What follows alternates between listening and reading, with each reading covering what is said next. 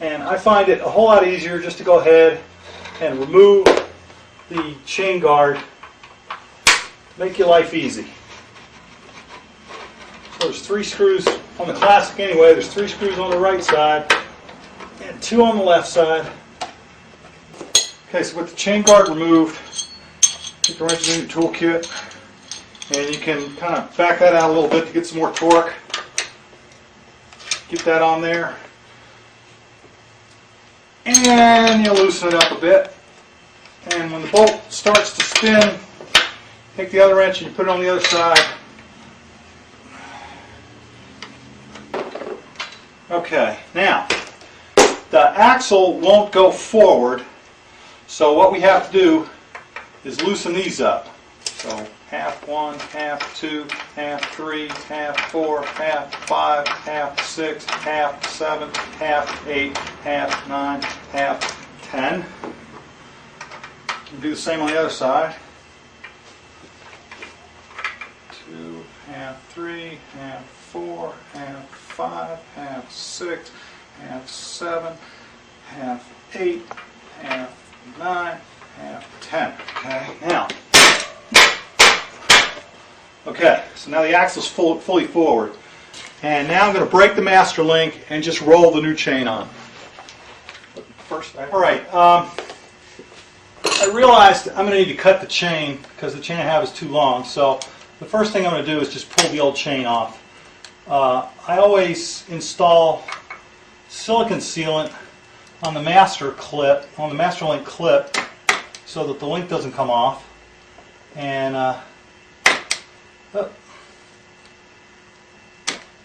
okay. So now we're getting the master link off the clip. There's the clip and side plate. So you got to work the side plate a little bit.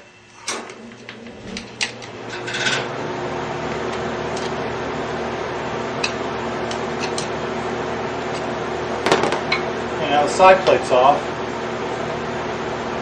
And the O-rings. And the master link comes off.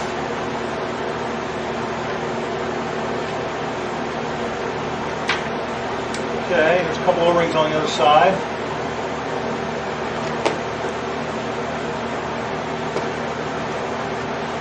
Now if we had the right length chain, we could just stick it on here with the master link, pull it on, and we'd be done. But since we don't have the right length chain, I'm just going to pull this guy off. Now I'm going to do the sizing.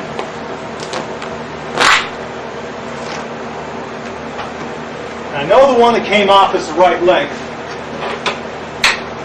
So one thing you can do is pull the new one on and fit it, and then cut it the extra right off. But it's just as easy. Take the old one, put it alongside the new one. Make sure you get the right place on it.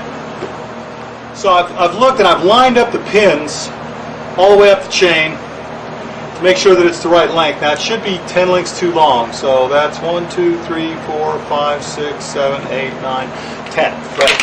All right, this is a chain breaker.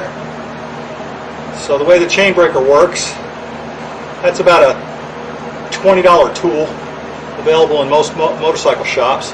This is the link I'm going to break. So what you do, clamp it on the link. So 1, 2, 3, 4, 5, 6, 7, 8, 9, 10. Yes? Snug that up just a bit so the chain doesn't come loose. And then turn this until the pin comes out. Now the thing is, sometimes there's a pin inside there, and sometimes it becomes cocked. So you want to turn it back every now and then.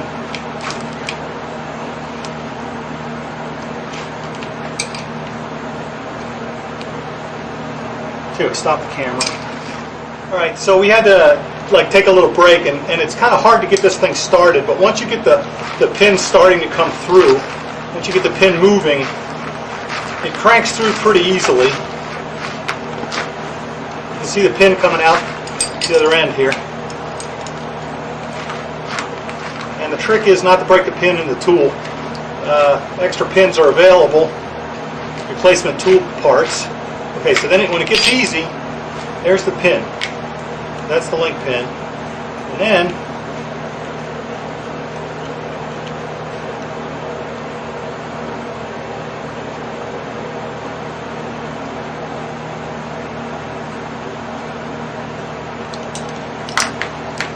I'm going to put my tool back in the position I like it to be in, which is with the pusher pin wound up out of the way so it's not going to get damaged. And the clamp bolt run in pretty good. Okay, and this will just pull apart. So there are a couple of extra O-rings here which we can either leave on or take off because the master link is going to come with some extra O-rings itself. So we're going to run this over the rear wheel and through here. You want to make sure that you go under the roller that we just replaced. If you go over the roller, you're going to have trouble. That's the top roller. You go under the top roller and over the bottom roller. Okay, and we're going to roll this around the counter shaft and over the bottom roller.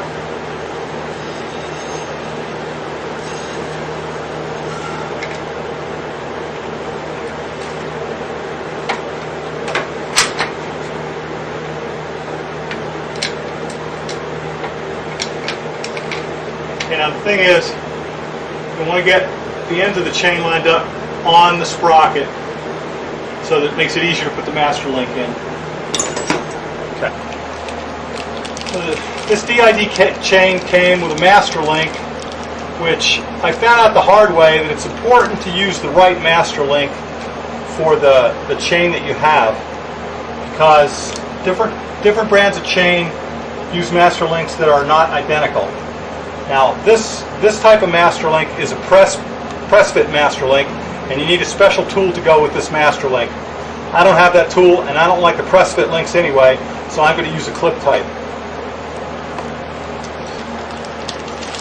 So I've got a clip type master link here, and you can see the clip type master link. There's this little collar here, plus it comes with the clip, and the clip's going to go in the collar when the thing's installed.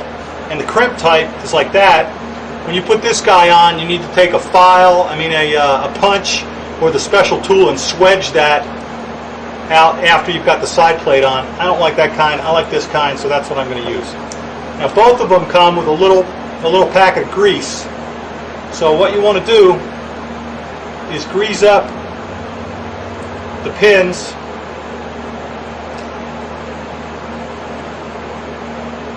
And then you want to put it in backwards. And the reason you want to put it in backwards is you get some grease inside the roller of the chain. And then apply a bit more grease and put it in frontwards. And that's gonna run some more grease through. And if you put some more grease on the ends of the pins, and when you pull it back out, it'll get even more grease in there. Okay, now we're going to take our little O-rings, push them on there.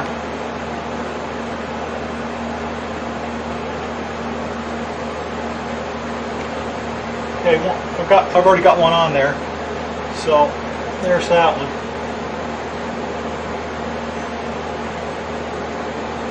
Okay, now we've got to get the side plate on. So there's several ways to do this. The way that I've found that I'm happy with is I took an old side plate and I drilled it out with a drill bit so that it's oversized, so that I can use this to squeeze the new side plate on. And you can use vice grips or a C-clamp or whatever.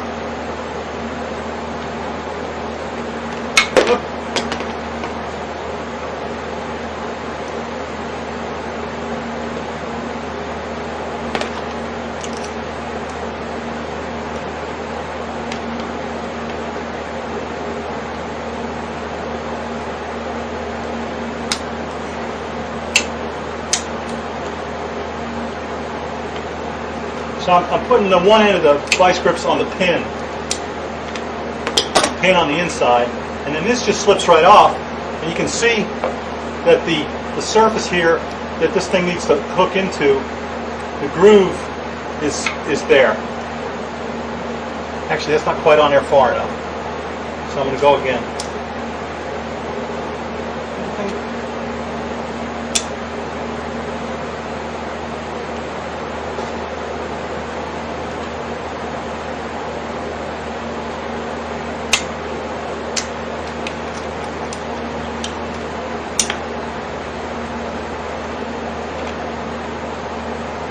Alright, so I put it on there, and now this thing slips right on here. You can see how it's catching in the groove on both grooves.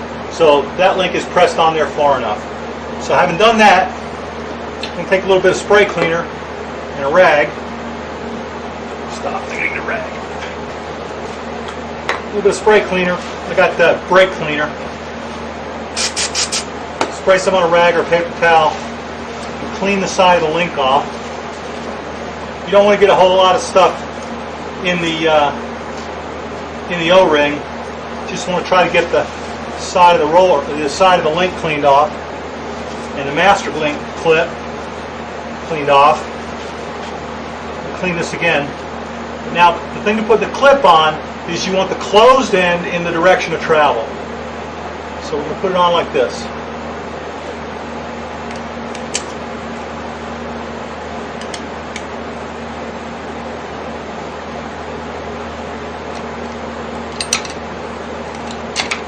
Need to get another screwdriver. So I had trouble with the screwdriver, so I'm going to try pliers. Okay, that's on. So I'm going to wipe it again.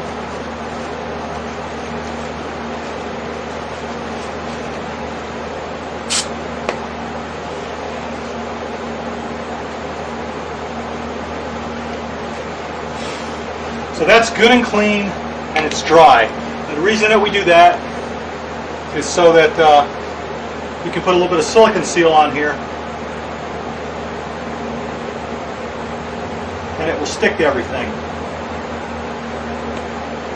Alright, doesn't take much.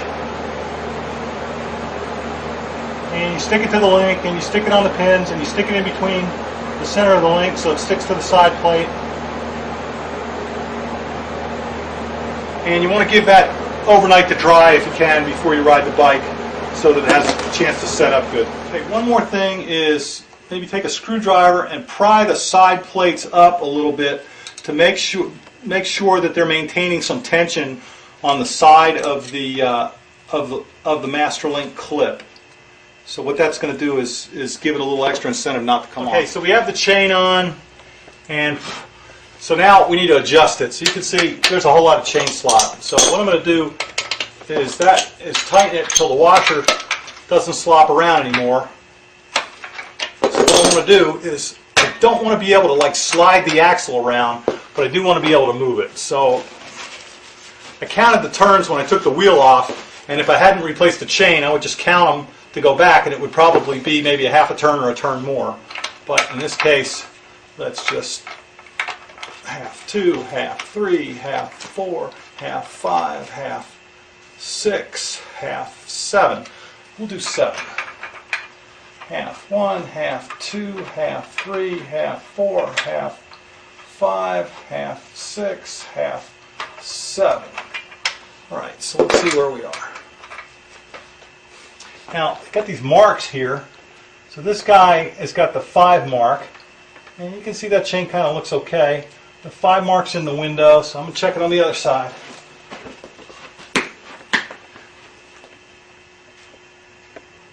No, it's way off center.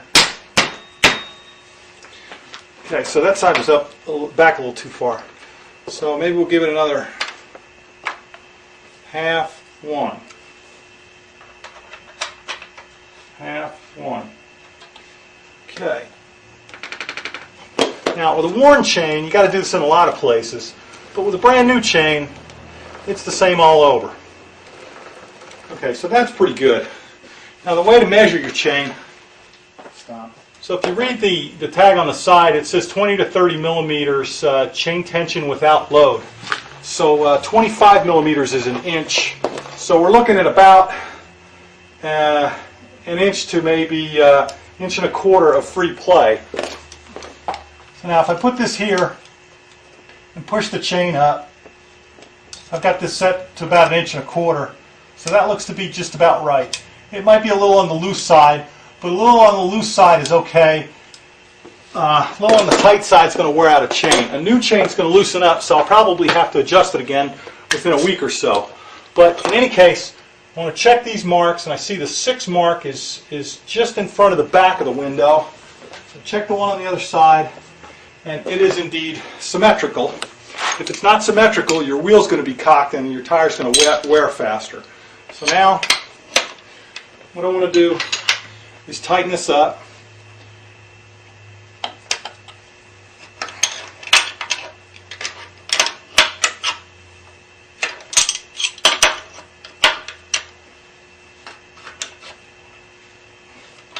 And I figure it's supposed to be about 100 Newton meters. Yeah, that's about it right there. So having gotten that tightened up, I'm going to take my wrench and stick it in here and give it about a quarter of a turn on the adjuster. So, well, this one's getting a little more. What that's going to do is keep the adjuster from falling out. Okay, so now I'm going to take the bike off the center stand and see what the chain adjustment's like.